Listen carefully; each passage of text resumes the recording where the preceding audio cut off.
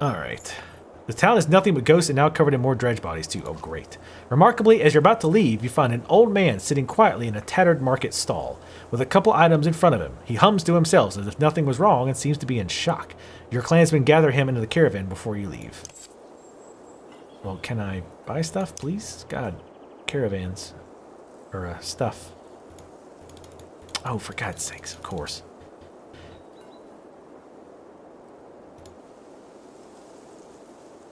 We can't, well, we could level, but we're not going to. Oh, what does she have to say? This is our new recruit. I don't know if we've ever spoken. I'm Ned. You're a Rook, I know. We've actually been traveling together for a long time. Isn't it strange how you can be so close to people and not know them? Every day I pass people I swear I've never seen before. I wanted to thank you for letting me join you. Have you always been such a good shot? Honestly, I've never even tried before Oddlife made me. I spent my whole life making clothes and cleaning. Oddlife's good, but I don't think it was all her doing. It feels right. I just look where I want it to go. Anyway, I feel better. The caravan, the people worrying all day and making problems, sometimes they'll really stew in their misery. I'm glad I can do something helpful. Where are you from? I don't think you're from Saga. I knew most of the people there. No, I had a house in Frostfeller, but we were driven out when the dredge started to show up. My husband died trying to protect our home. My sons and I were thrown out into the fields. I'm sorry. Ickel's men killed my husband. Now Ickel is traveling with us. For a long time I was angry. Why did he get to live? Why did you decide for the rest of us? You look away momentarily, not sure what to say. But I've let it go. I have 3 sons, and I don't want them to grow up with hatred in their hearts.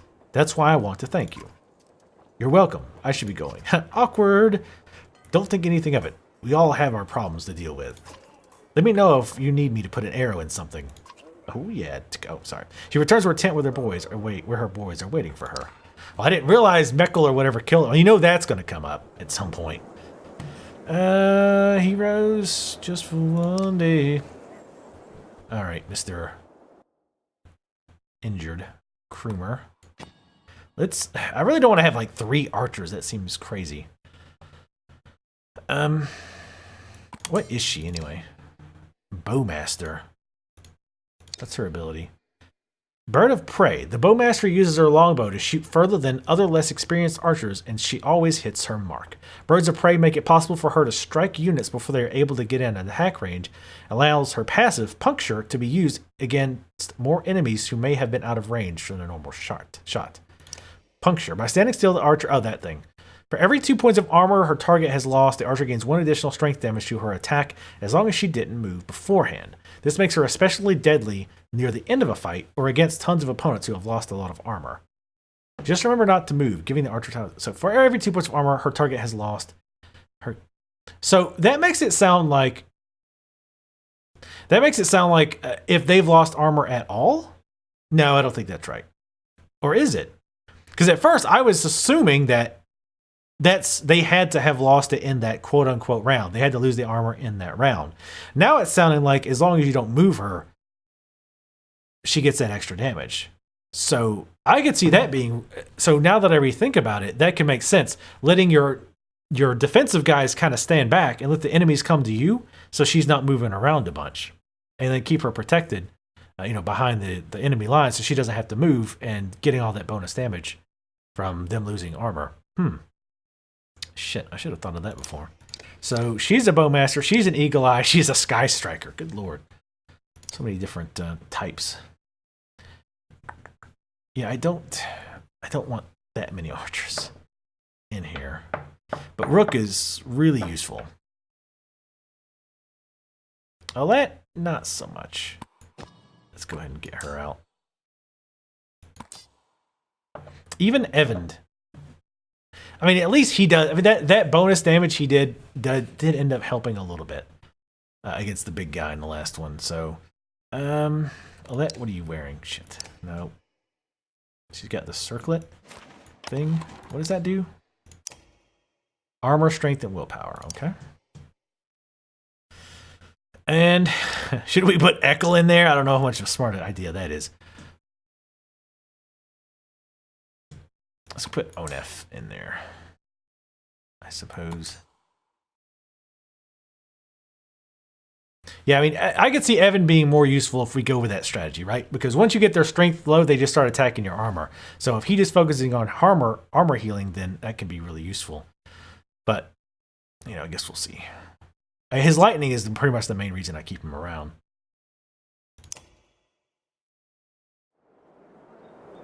Go with an all-archer party. All these talons look alike. I really wish we could have bought some supplies. That would have been nice. That's what I was hoping to find in the town, but obviously that's not. Oh, great. Poor morale. Like, now the problem is just finding the supplies to frickin' buy. As you're nodding off to sleep, shouts of fire pull you back to attention. Flames quickly consume a supply wagon and a few oh, great. A woman cries out, "My boy!" and points to a burning tent closest to the outlying Varl. Two of the giants are motionless, staring at the spreading fire with terror in their eyes.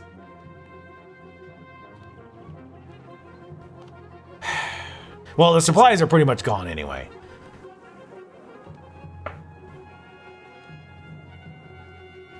Let's organize the peasants to put out the fires. Because if we do anything except going after the boy, he's probably going to die. But it seems like this is the smarter move. This is the overall best choice. You look away from the petrified Varl and rush to help others dip blankets into water barrels to combat the fire. When the flames seem under control, you're able to retrieve the coughing boy. The ashamed Varl retreat further from camp while peasants count the lost supplies. -5 supplies, of course. What in the depths was that about? You mutter to yourself. Something about the fire, odd life tells you. I've heard of this before. They don't like it. Doesn't change what happened, you think to yourself. Yeah, it's like, well, yeah, I also really don't like this system of using your prestige as money. Like, it's just silly. I don't know. There's a lot of things I really like about this game, and there's a lot of things I really don't like about this game. I'm kind of 50-50 on it so far. Like, the art style is great. Background music is cool. The story and the characters are pretty cool. I like the whole management system. The combat I don't like.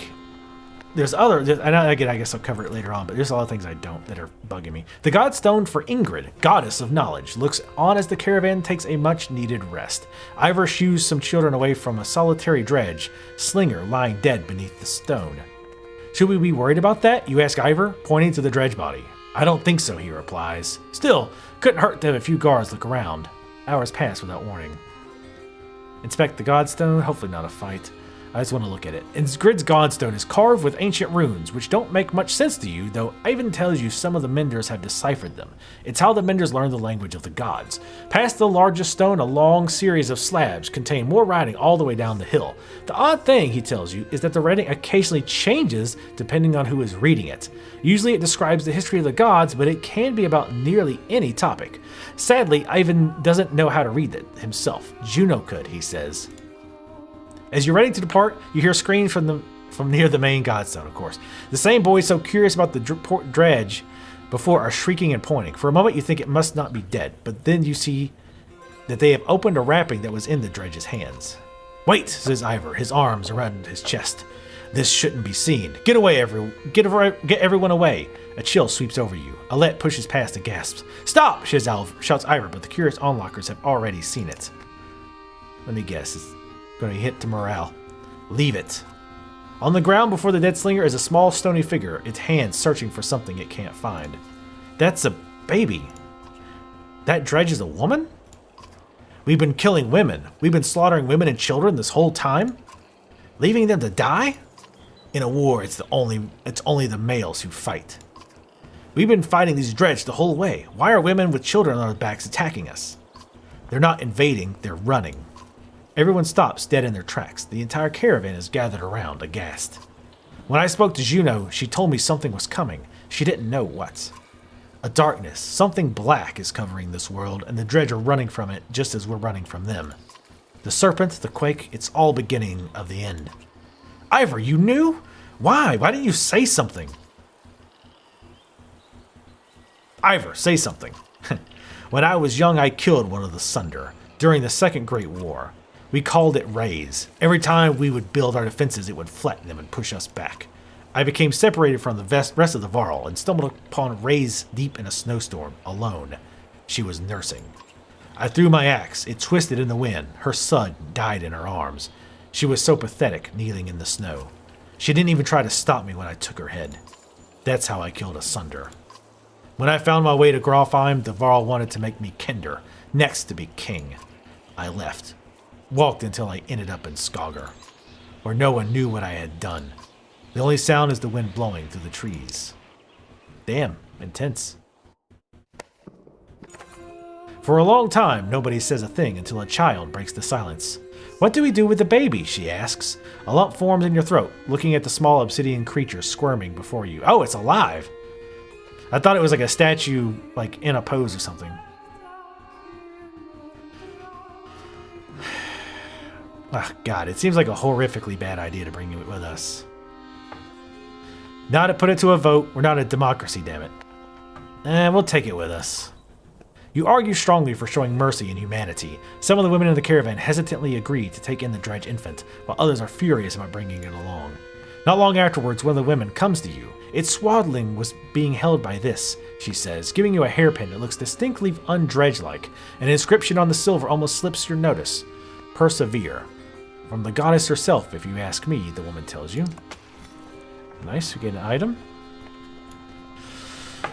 Huh, so I had kind of gotten that impression. I think they almost everything but flat out said that before, right? That they were, it looks like they were trying to get away from something, something being associated with that gigantic murder snake.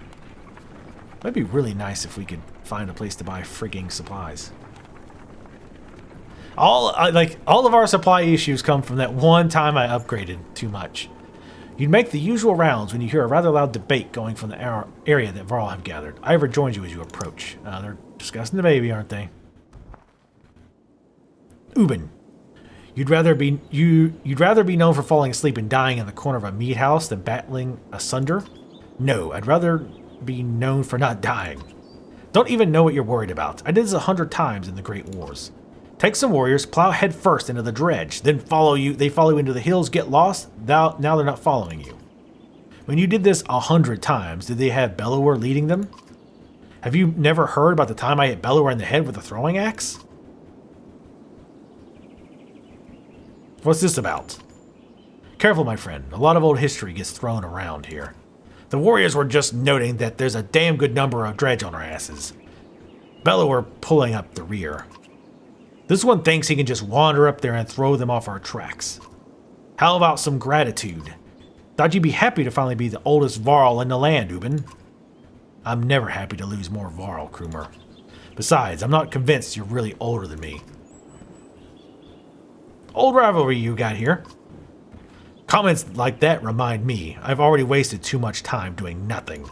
In the old days, I'd already be halfway to the battlefield by now. Speaking of which, you coming, Ingvar? You could ask Bellower for your arm back.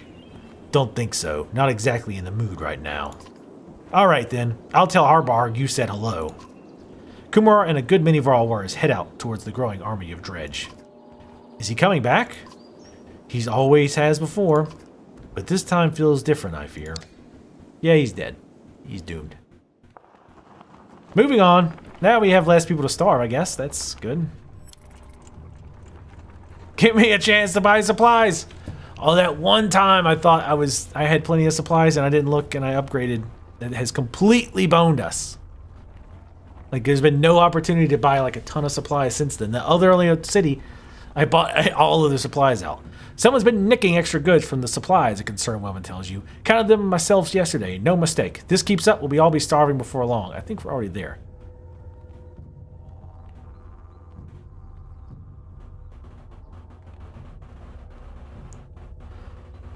Post a few guards to watch the supplies. To deter any further theft, you discreetly place some trusted guards by the caravans. You hear a few people casually point out the extra manpower, but nobody seems to raise an alarm for now.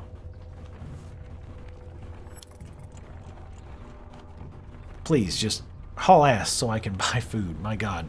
I will spend all of my shit.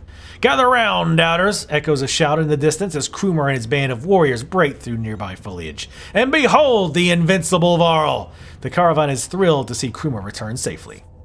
Did the plan work? Asks Ubin. Work? Responds Krumer. Of course it worked. Same old dredge. Should be another day or two at least before they even find their own asses. And if you apologize, I'll tell you how I find these. Krumer says, tossing you a pair of leather gloves that look big enough for a varl. He leans in close, whispering so Ubin can't hear. Had something to do with a raven's nest and a hair tie. Dunder's hand. Dunder's hand. You are attacked by 1,000. Oh, look, that helped our morale slightly. Home approached as we fear the worst. The once calm lake surrounding it now looks like a bowl that has been flipped. Proud home sinking into muddy water. A side effect of the quake. Of course. What has the rest of the world become on the other side of those mountains? Probably something as crappy as this. Please, God in heaven, tell me you have a damn merchant so I can buy some frigging supplies. It's funny too, like, so did all those supplies I buy, like when Igver or whatever, that other party, like I had a ton of supplies. So did those just gone? I don't think any of that carried over to the new party, which kind of sucks. One catastrophe to another, says Odd Life as you pull into Sigerholm. The town appears to be sinking into the lake. Townspeople peek from dark windows in makeshift hovels further up the hill. No, says Even, looking frantic. Where is she? He runs to the front of the caravan, looking out over the water. Juno isn't here, and you get the creeping feeling you're not welcome either. Going upriver looks out of the question. The beach is bare, aside from the occasional skeleton of a ruined fishing boat. You reluctantly set up camp in the sinking town. I wish you could control the frickin' music volume. All I'm saying is, how long are you willing to wait? While taking stock of Caravan, you're inadvertently walked into a debate between Odd Life and Eyvind. As long as we need to. And I think we need to get out of here. I don't feel good about this place. Why? What's wrong? Something doesn't feel right. The people here are staring at us like these vultures in the wastes. I'm sorry, Eyvind. I think Odd Life is right. I saw a man. The whole time we were sitting up, he was just watching me. In a creepy way. And how long before the dredge find us here? Juno will come. Just give it a little bit more time. Rook, listen to me. I need you to trust me on this.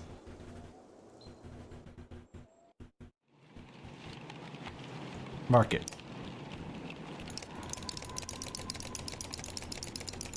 Every single bit. Supplies. Every single bit.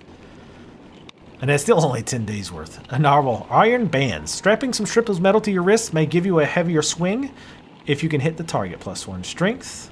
When an army of weaponless Varl were ambushed on a frozen lake, the god Merrick was said to have provided their salvation. +1 armor break. Comb of the Loom Mother. Even the godless will hesitate to strike down the Loom Mother's chosen. -2 to drawing aggro. That's kind of cool. We can't buy anything, but oh, you could buy this, but we're not gonna. What little renown we've got, we're gonna spend on leveling up.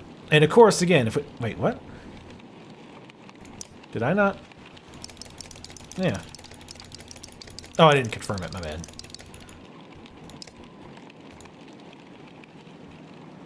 Now, yeah, we're definitely gonna rest a bit to get that morale up. So that's gonna get right back into our supplies.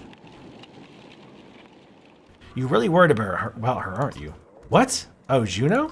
Worry doesn't begin to describe it. If she doesn't find us here, or something's happened to her, are you sure what you saw was real? It could have been a dream. I don't know. You were pretty exhausted. I don't know. To be honest, I'm not sure anymore. Everything's a blur. Don't tell the others I said that. I have to hope it wasn't just a dream. What's it like to be a mender? Being a mender? I guess I never really thought about it like that. It's just part of me. They knew very young that I was to join the order. Born into it, you could say. My mother and father are both menders. The guild is for lots of people now, builders and healers. Do they all put lightning out of the sky? No, though, that's not normal. It's one of the reasons I know Juno. She's one of the council. She helps me control things like that, so we don't end up scarring people. How exactly does weaving work anyway? Well, the hardest part is usually seeing the threads. Everything is part of the tapestry. It's made of threads woven together. If you can see the threads, you can manipulate them. I don't know how to explain it really. It's like trying to play a harp with invisible strings. Look at my staff, for example. Some menders carve intricate patterns into the wood to help them remember the shapes of... But like I said, it's hard to explain. Why is Bellower still following us? I saw Grofheim as it burned. Ewan gets a very faraway look in his eyes. The sunder blew through it like a tempest. The Varl fell in the thousands. Most of the sunder left the city and headed south. Who knows where they are now? They might be destroying every town they come to or heading towards Arborang. Bellower stayed in Grofheim, just for the sport of it, I think. As we fled to Einertoft, I thought he must want to wipe the Varl off the map completely. But then he came after us. Maybe he knew Ivor was the one who killed Raze. Maybe, but let's just make sure he doesn't catch up. Do you think this is the end times? I don't know what to think. I wish I could give you a better answer. Even if we escape the dredge, that serpent said a darkness was covering the world. I don't know how long that will take, or what it means even. I'm just trying to solve one problem at a time. The Menders are in Arborang. If we can find ships and make it to the capital, we might have a chance. I won't take any more time. No, it's okay, Rook. I appreciate the talk. It's good to stay grounded. I spent all day worrying about serpents or sunder. I think a lot of people are intimidated or scared, maybe, of me. Don't worry, it's nothing new. I'm used to it. Maybe sometime we can talk about things that don't include the world ending. That would be nice. Maybe if the world doesn't end, we can talk about that.